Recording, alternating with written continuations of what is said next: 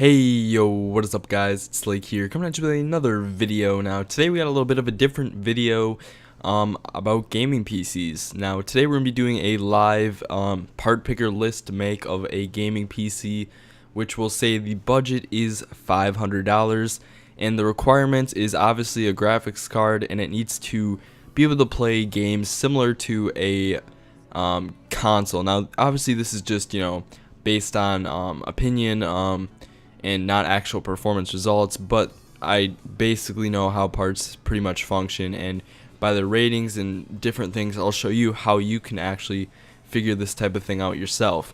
So a big thing I used when I started, I don't really use it anymore to build PCs. I just go on Amazon and I know like the different chipsets and the different sockets and stuff like that. But if you don't know any of that and you're new to building PC like I was about 5-6 years ago, you need this site. It's called PC Part Picker. It's free. It's amazing. It's my favorite site for this type of thing. I don't really know if there's any other sites. I'm sure there are, but this is the most known parts. You can view other build guides. You can, right here, you can search stuff. You can browse parts, but you just want to hit Start a System Build. So here, we're gonna need a few parts. So first, we'll start off with the CPU. In this build, we're gonna go. Let's see. We're gonna go for the AMD just for this build, because probably for this price range this is what we're gonna be getting. So let's go AMD for this build. If you guys want to see other videos like this, let me know, but I can kind of walk you through, show you how I do this myself. Now if we look here, this you could get a Ryzen 5 1600, but if you look, 6 cores, 3.2 gigahertz, good CPU, but that price is going to be a little higher than what we want to spend right now for this build. So ideally we're going to want to stick with something a little cheaper. So I think we're going to go $100 less and go Ryzen 3.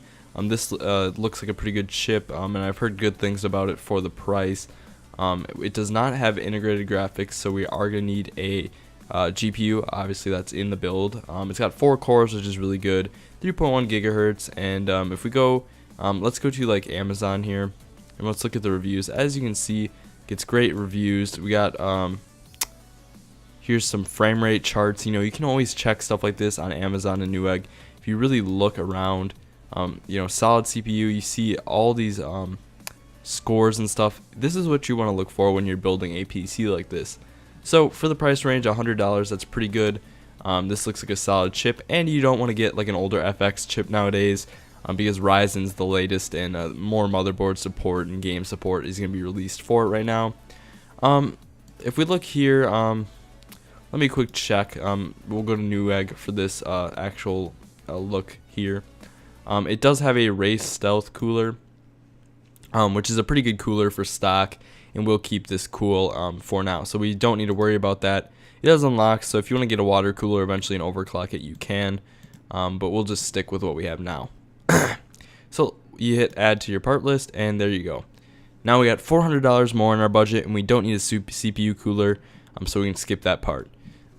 Obviously you're gonna need a motherboard for this build. Motherboards are pretty much what connects everything together, so we're definitely gonna need that.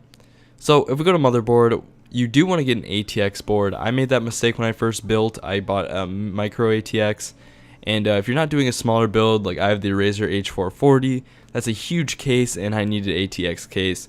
So now in my latest build, I have a full ATX board, and I'd suggest just go with it right away. So we're going to look here. We're not necessarily going to look at overclocking.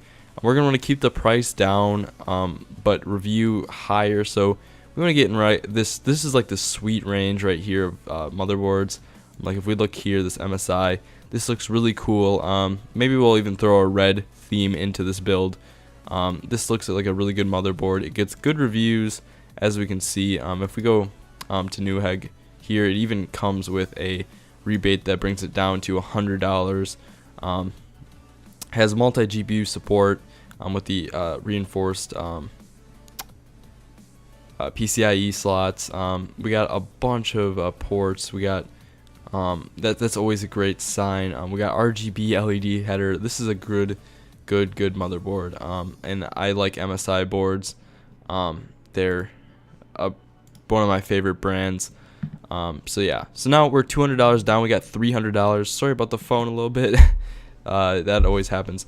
But anyway, let's go to memory here. In memory, what you want to look for is basically cheap, but also you want to look for like speed here. Like this 3000 megahertz RAM. I think it's megahertz. That's pretty stupid. I don't know that. But it's the speed. I don't know what type of hertz it is. It's one of them. But these are the different speeds. Obviously, the lower, the slower. But really, if you're not using integrated graphics, you really don't need the speed. So we go price lower. We're at least gonna want probably 8 gigs of RAM. Ideally, if you go for 8 gigs of RAM, you want to get 2 times 4 gigs. You always want to get 2 in parallel for that speed, just to get a cheaper thing. And for this price point, if we look down here, if we go to more of the 16 gig options here, I don't think we're going to be able to, in this price point, fit a nice GPU and 16 gigs of RAM in this build. So we're going to have to go down to 8, which is completely fine. Ideally, if you want to stick with that color theme here, we're going to want to go for something like black and red. And G-Skill RAM is great. This is relatively good speed. This Patriot gets... that doesn't really fit the theme here, so let's go back to this memory. Also, one thing to keep in note, does that all the time. You have to stay on the page, or else you're gonna get kind of screwed here. But make sure, let's point it to the black and red again. G-Skill, I think we'll go for the G-Skill. Possibly. Let's actually go check out our what other options we have here. Let's go for Ripjaws. Ripjaws are always nice looking RAM. $76. It's not too bad. It's added to the part list. Now currently, if we look down here, our price is at $283. So we need to fit quite a bit in for these next parts. Now for this price point gaming PC, we're gonna want to go for something like a 3.5, 1 terabyte, the blue drive. These are great drives. They're cheap, and doesn't use up too much of our budget. For video card, this is where we're going to want to put a lot of our budget into, but not so much where it's like using too much. Right now, graphics cards are very expensive due to mining purposes, so we're probably going to go for a 1050 Ti because it has not been affected in this little, kind of time where graphics cards are very hard to come by. We're gonna go just lower price, and I always suggest, just for like literally the $5, always go for EVGA. EVGA are great cards. I have a 1080 by EVGA, and the things are bulletproof. So yet again, we can look here on Amazon. Look at these great customer reviews, and I guarantee you, if you go down here, as you can see, you can overclock this card. It just shows, games already like Overwatch, all that type of stuff. 4 gigs, this is way better than other cards I've had in the past. As you can see, look at this. High to ultra settings on these games. GTA 5, Skyrims, all those types of things. So you can check that out in the comments if you really want to see what other games you can play, and you can compare. So that brings our budget to $479, and we still need a couple of things, so we might go slightly over the budget, but that's always fine. There's only so much you can do to keep a really close budget, and the new Xbox One X is going to be around $500, but if you think about it, you have to add on things like a lot of different things like controllers, and you have to pay every month for that subscription. So I think it's fair to go slightly over. For the power supply, we go EVGA. That's what I use. Great power supplies. And finally, for the final part in this build, we're going to need a case. It's pretty important to have a case that you can put all your stuff in.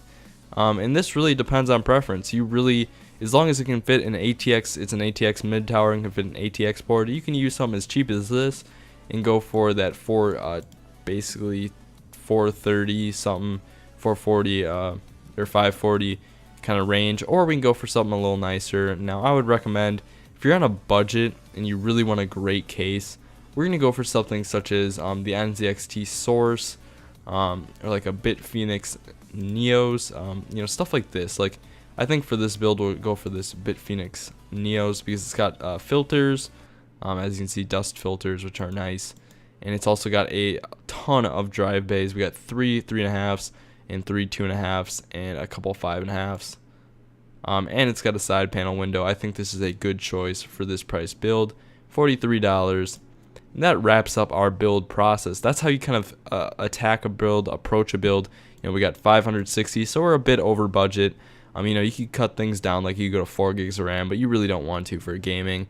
You could go for an older FX chip if you wanted to save about $20, but then you have to change motherboard and RAM, because motherboard and RAM would be the motherboard would have to be a different chipset, and the RAM would be DDR3, not DDR4, which would save you some money.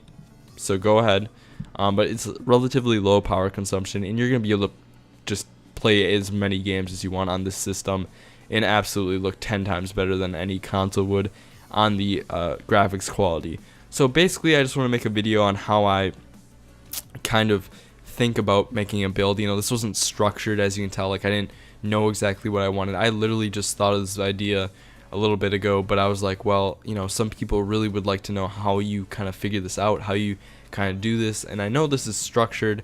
That's the nice thing about PC Part Picker for beginners.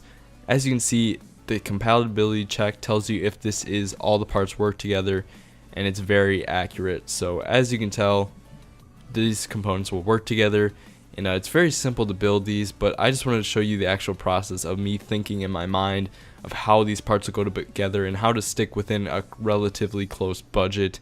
And yeah, so basically guys, that's it for today. Let me know if you have any comments, questions, or anything down below. Thanks for watching, guys. Please rate, comment, subscribe. I will see you in my next video, guys. Peace out.